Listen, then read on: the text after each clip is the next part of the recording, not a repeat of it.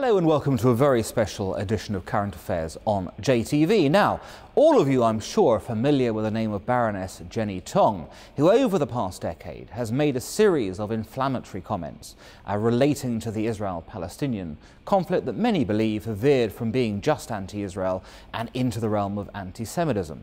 So it's a great pleasure that I had the opportunity of interviewing Baroness Tonge earlier today to enable her to put the record straight. Jenny, thank you for joining me in the JTV studio. Thank you for asking me. What have you read about this? And what's the best book you've read on this subject? On the Balfour Declaration, 1948. What's the best book? I haven't read great tomes on it. Don't you think that's a core problem in someone who has become so associated with this issue? Yeah. That you actually haven't read the literature, you haven't looked at that. Listen.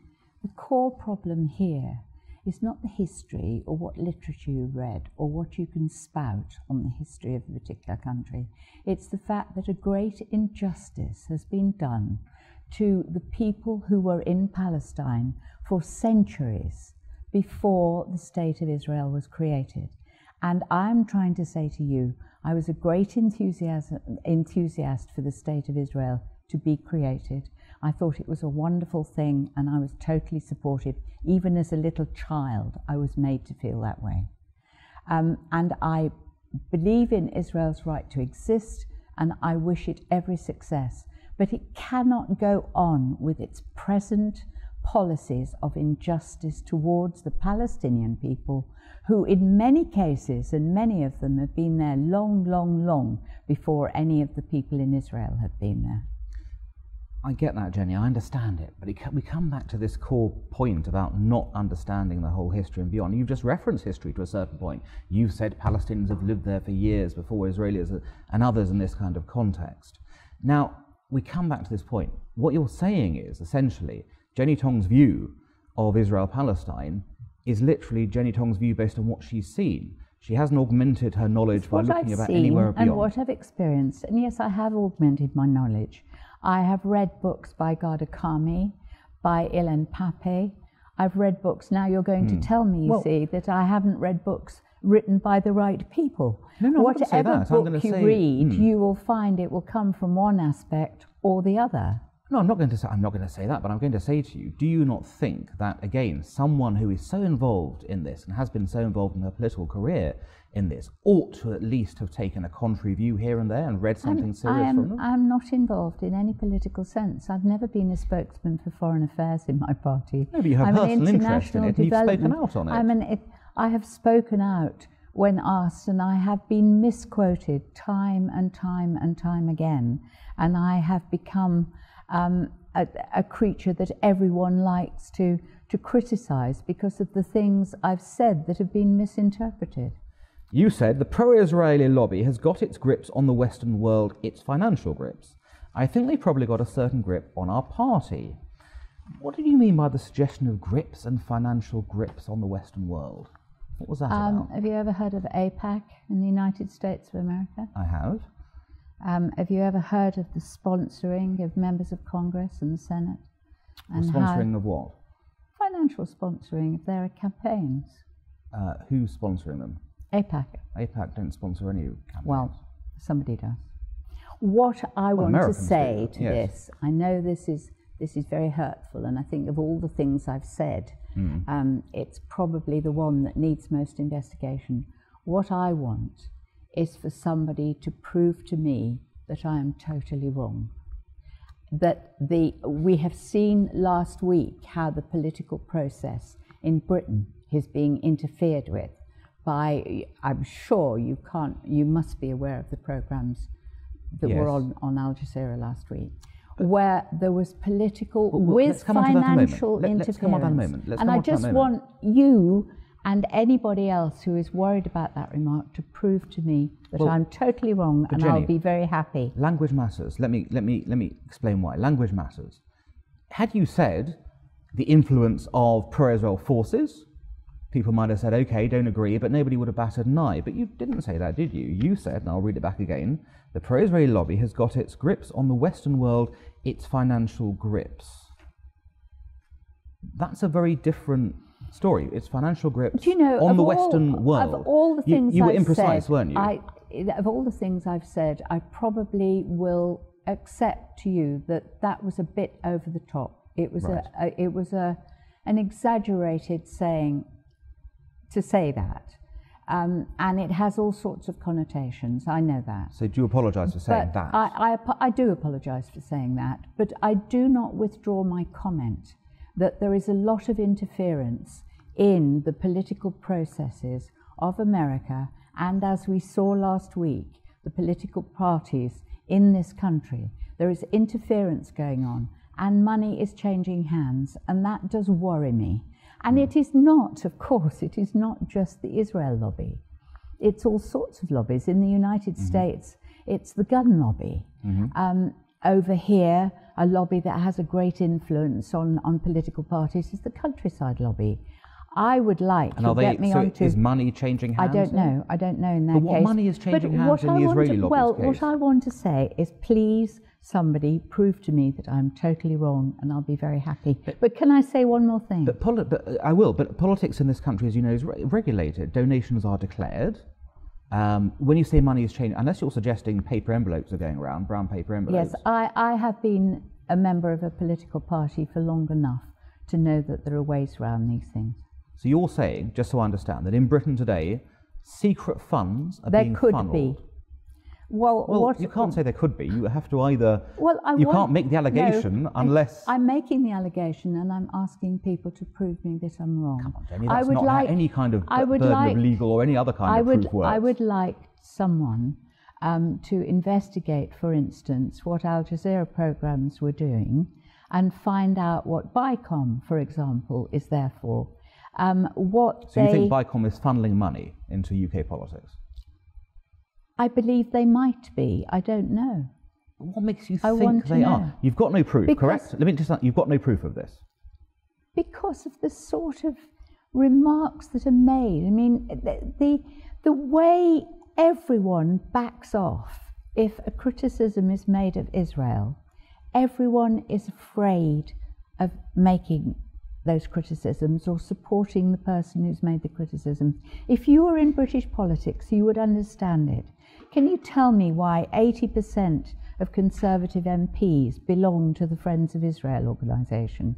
Why a lot of people in my party, my old party, a lot of people in the Labour Party feel they have to belong to the Friends of Israel organisation. There's no other country where that sort of thing applies. And I just want to know whether that is because of the very lavish and expensive trips maybe that they enjoy, or whether there is help in their constituencies with delivering leaflets, with all sorts of things. I just don't like the influence, and I don't like it from any lobby. And I just want to go further, and you must make me, let me make one final point. This is one of the sick things about Western politics. It applies to this country, and it applies to the United States of America in buckets, is that they allow lobbyists, whether it's industrialists or the gun lobby, or there's all sorts of people who are allowed to finance and influence the political process. I think that's wrong. I would like to see state funding of political parties, a limit set on election money and how much you can spend. And then there would not be the corruption in Western politics. So your view is, therefore, the politicians you mentioned, the 80% of the Conservative Party, the others who are scared, they don't really believe in Israel, they're not supportive of it, they're doing it for some other reason. I don't know, ask them. But Jenny, I want to know why they feel they have to belong. Why they have to join. So here's the issue then, You know, I've given you a long opportunity to say your point there. What is confusing to me is that you've just said to me you have no proof of any of this. You don't know if this is happening. It's for them to prove the other way, if you like. Yes. So why then, rather than make these lurid allegations you've just made, why didn't you go and investigate it before saying it? Why didn't you go and ask people? Why didn't you go and talk to them? Why didn't you do a proper project on this and look into it, as opposed to saying this happens with no proof? And what on earth would happen to me if I did that? Well, what would happen to you? I have asked, I have made inquiries. What would happen to you? Are you worried for your life? I would. I have no idea what would happen to me, but I would not be a popular person. No, but then seriously, it probably, would you worry for your life? Of course not.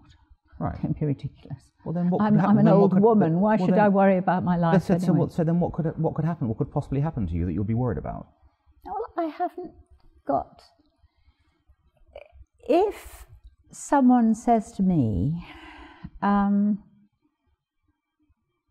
don't like the money you're donating to a certain organisation, it is up for me to say, here is my bank account, here is my chequebook, investigate, show me where I donated it.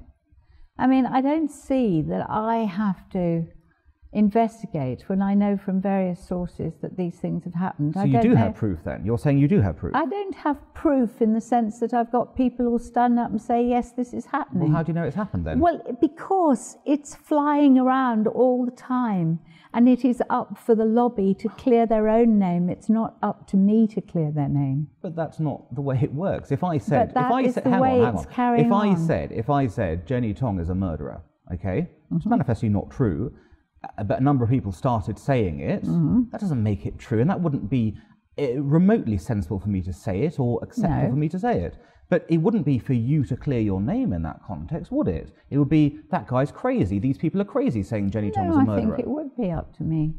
So you think that in every case, so you don't believe in innocence until proven guilty, you believe in guilty until proven innocent, which is not the basis of our legal system in this country. That's a good point. That's a good point. Okay. Yeah, so, okay. All right. All right. So you do believe in guilty before innocent? 30-15, yeah. Okay.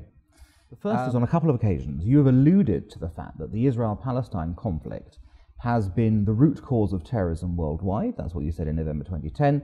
And in July of 2016, the treatment of the Palestinians by Israel is a major cause of the rise of extreme Islamism and Daesh.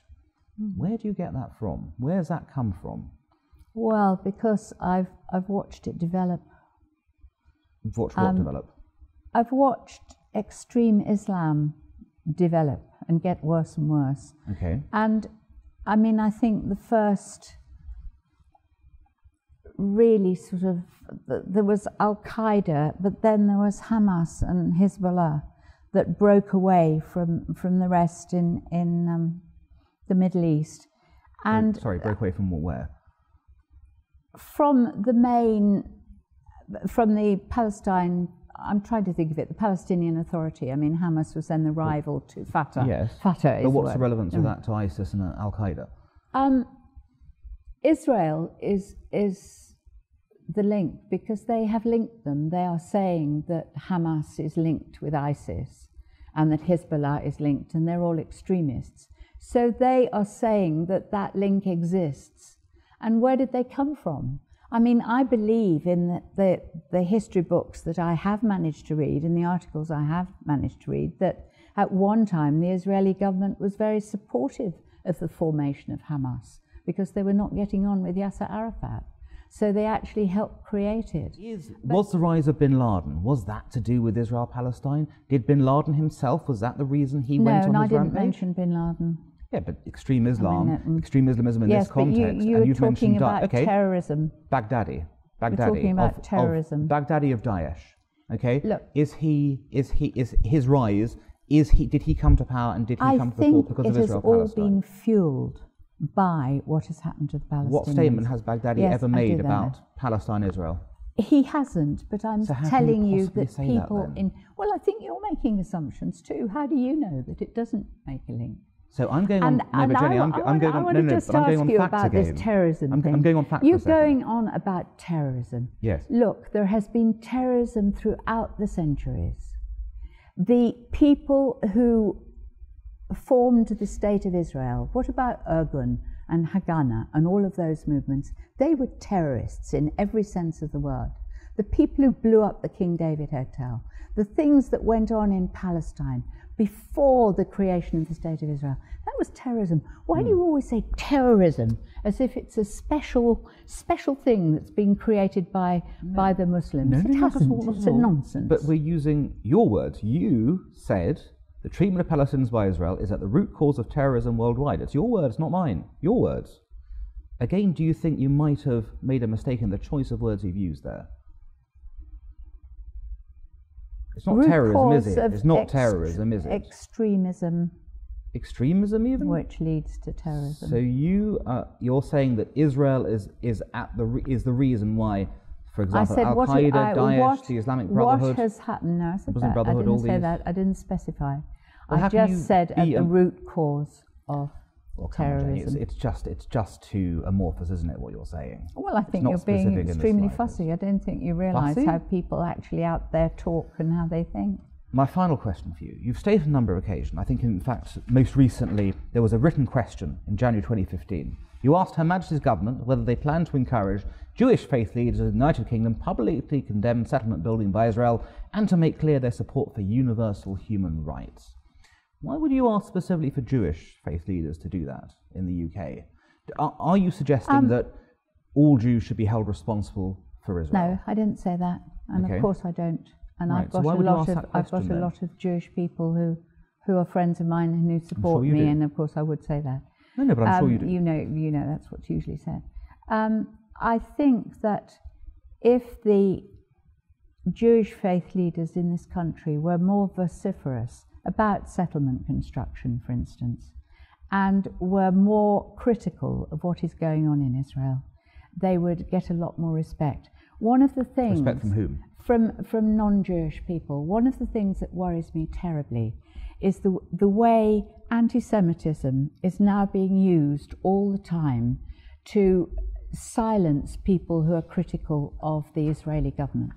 And if you look back at the sort of things I've been saying, I almost always, I can't say always, but I try always to talk about the Israeli government. I do not talk about the Jews ever. I do not talk about Israel even. I don't like to refer to the Zionists because I know there are some good Zionists. There are some Zionists who don't like what the Israeli government's doing.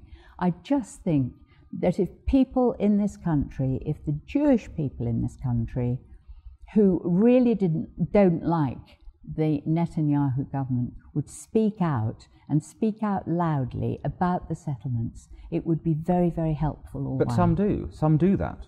Well, we don't hear them. Okay. Do you think the British Muslim people should loudly attack ISIS, attack Daesh, attack... Well, they do, constantly.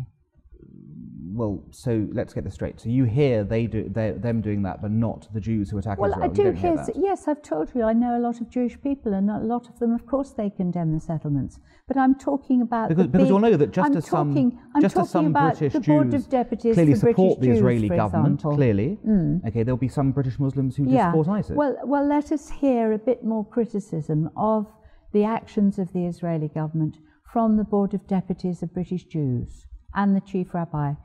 Jenny, that's all we've got time for. Thank you very much for joining us today. And once again, thanks for inviting me. Pleasure, and thank you all. I will see you again soon for another episode of Current Affairs on JTV.